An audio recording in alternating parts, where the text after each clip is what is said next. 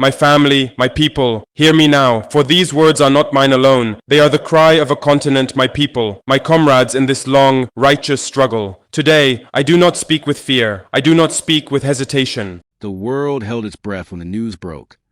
Interpol had issued an arrest notice for Captain Ibrahim Traoré, the fiercely independent leader of Burkina Faso. The announcement crackled through international news networks, echoing from one capital to the next, as incredulous journalists wrestled with the magnitude of the moment.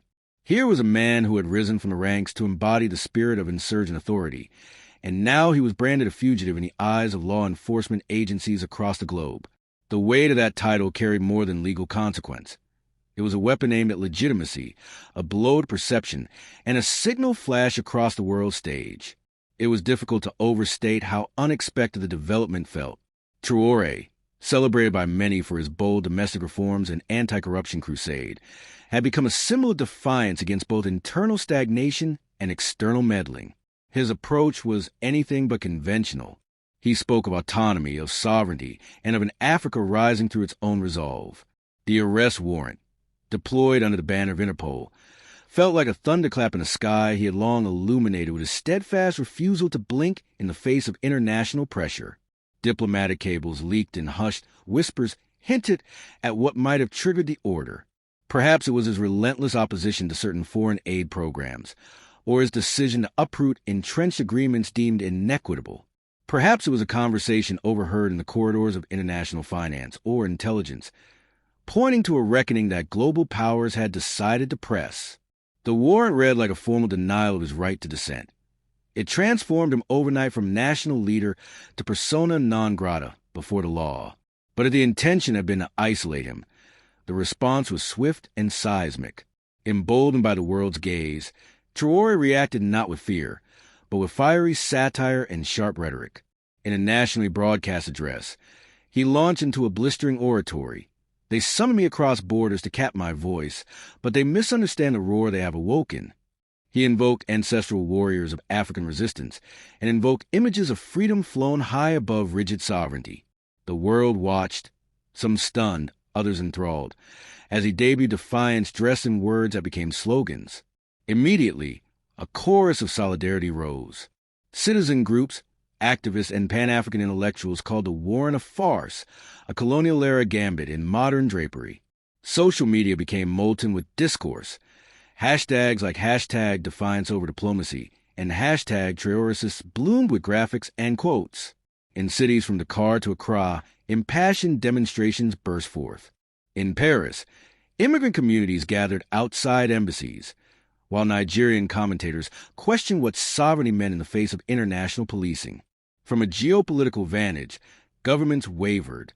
Some African Union officials moved cautiously, concerned that supporting Traoré might bring sanctions, or worse, onto their own states. European capitals issued dry, legalistic statements that Interpol was independent, that the warrant was procedural.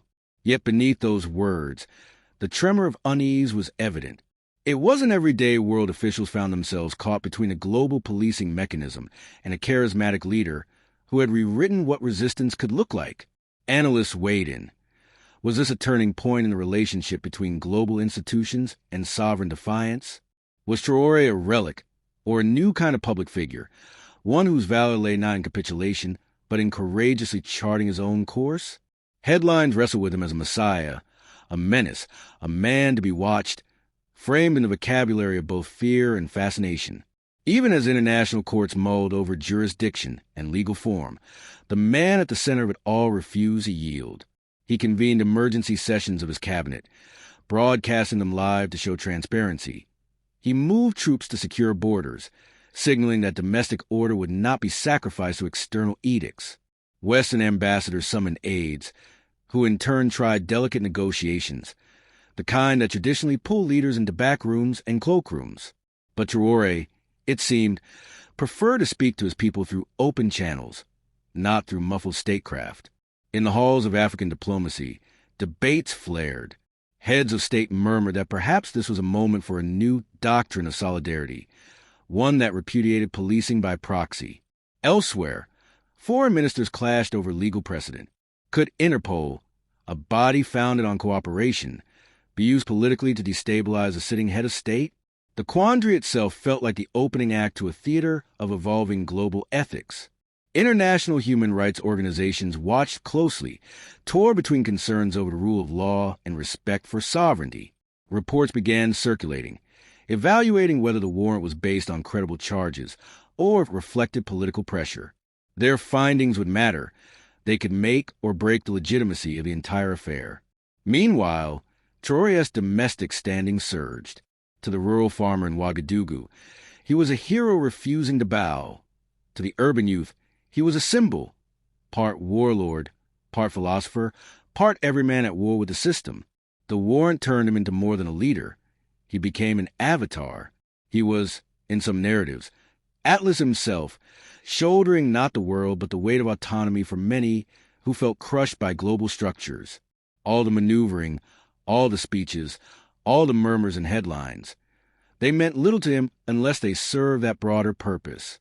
When foreign journalists grilled him in sudden press appearances, he answered with rhetorical flourishes and ancient proverbs. His defiance wasn't empty bravado.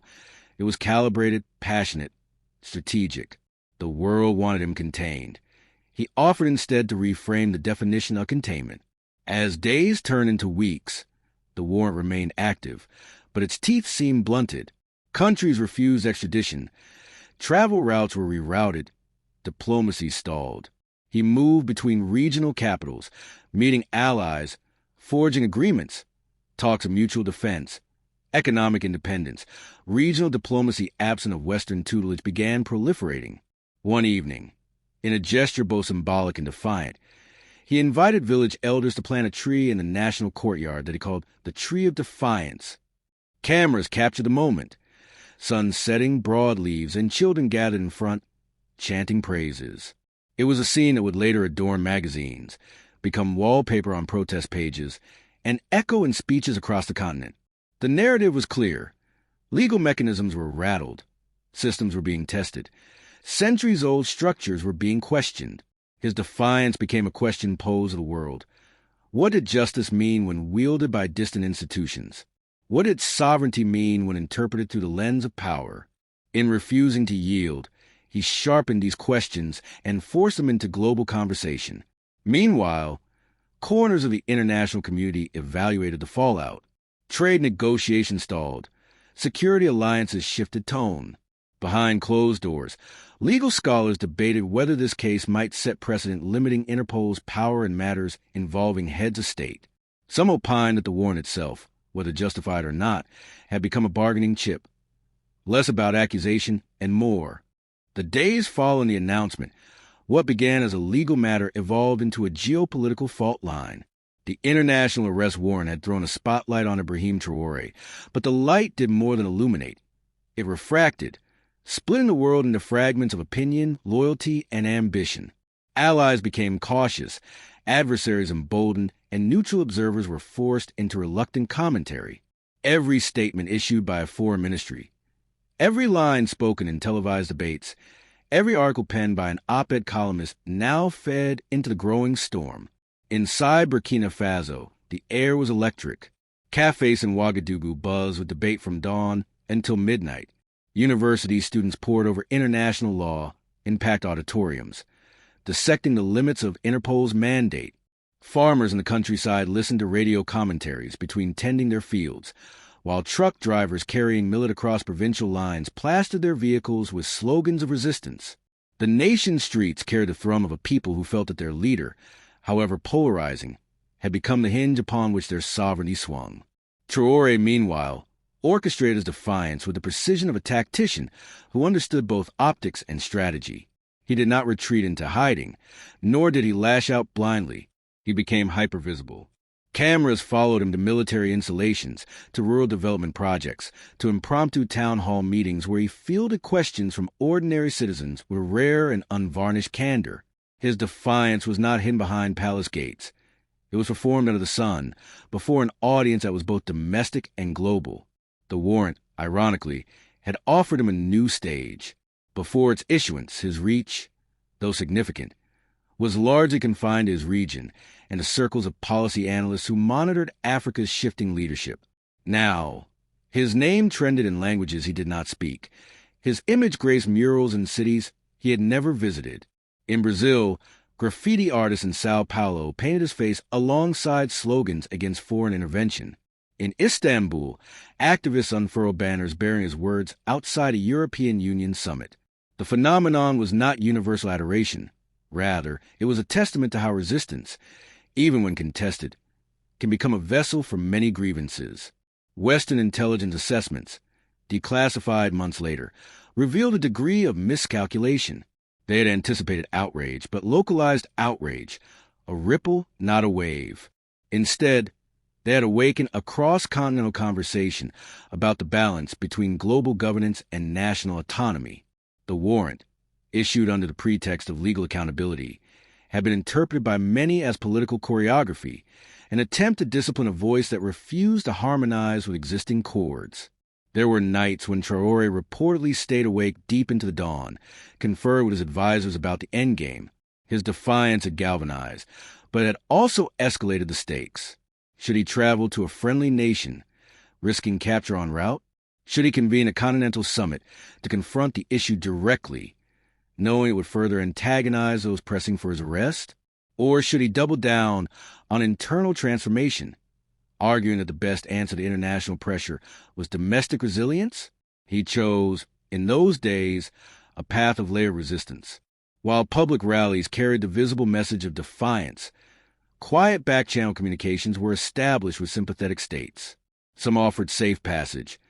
Others offered economic lifelines to offset the pressures of frozen assets and suspended trade deals that began creeping in. The machinery of isolation was slow, but it was moving. Yet, the more the walls tried to close in, the more porous they seemed to become. A faction of lawyers from Latin America filed an amicus brief challenging the very basis of the warrant, citing clauses of international law often overlooked in the haste of geopolitics. Academics from Asia penned a collective paper framing the episode as a case study in instrumentalized lawfare. Even in Europe, protests broke out, not massive, but symbolically potent, arguing that global policing agencies must not become levers of neo-colonial administration. Inside Burkina Faso's borders, something else was happening, a quiet reawakening of civic pride. Citizens volunteered for infrastructure projects. Local councils accelerated their agendas. Artists composed songs that mixed traditional rhythms with lyrics about defiance and freedom. Whether one loved or loathed Traoré, his situation had shaken the dust off a long-neglected idea that a small nation, if it chose to stand upright, could command the world's attention not through wealth or weapons, but through sheer will. The international media, predictably, oscillated between demonization and lionization.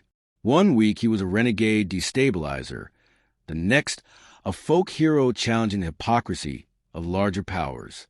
Editorial lines revealed as much about the publications as about the man himself.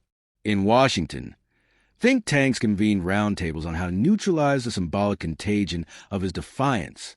In Johannesburg, analysts framed him as the latest in a lineage of leaders refusing to let Africa be spoken for. Months passed, and the warrant's shadow grew longer. It restricted certain flights, redirected trade routes, emboldened clandestine plots. Assassination rumors circulated, then were denied. His speeches became more measured, his circle more guarded. But the central refrain did not change, that sovereignty must not be conditional, that leadership must not be dictated from outside. One particularly striking moment came during a global summit streamed online, where an empty seat was labeled with his name. Delegates debated whether he should have been invited, whether his presence would legitimize him or destabilize proceedings. Outside, thousands gathered, some in support, some in protest, but all acknowledging that his absence was as loud as any speech he might have delivered. As the crisis dragged on, fatigue set in for some. Aid organizations warned that sanctions linked to the affair were hampering humanitarian deliveries. Business leaders complained of lost contracts.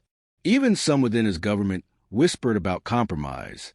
But Traoré, ever the strategist, understood that defiance is a double-edged blade, too soft and it blunts, too hard and it snaps. He began to speak less of confrontation and more of dialogue, yet without conceding the principle that had set this chain of events in motion. His defiance stunned the globe not because it was theatrical, but because it was sustained. It endured past the initial surge of headlines, past the fatigue of diplomats, past the oscillating narratives of media cycles. It revealed something unsettling for the architects of the warrant, that enforcement in the 21st century was not merely a matter of legal documentation, but of narrative control. And in that domain, Traoré was winning. Eventually, cracks began to show in the edifice of the warrant itself. Leaks exposed inconsistencies in the charges.